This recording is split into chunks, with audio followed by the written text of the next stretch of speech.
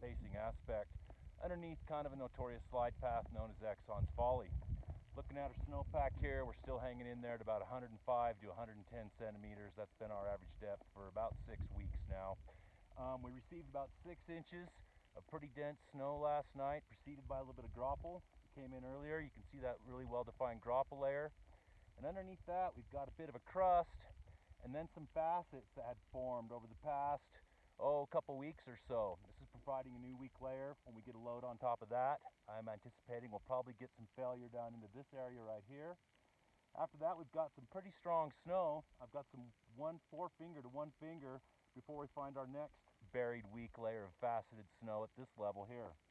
Going on down, the pack's still pretty strong. In here we got 1 finger slab, down to yet another buried faceted layer here.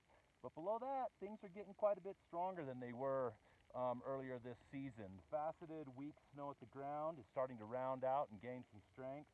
And it's a little bit sugary down in there, but it's not near as weak as it has been.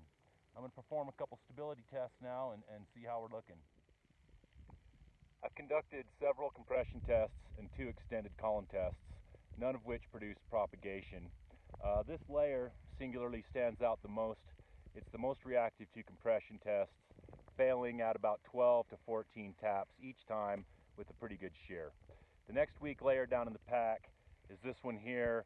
Less reactive results, 18 to 23, and not failing on every test.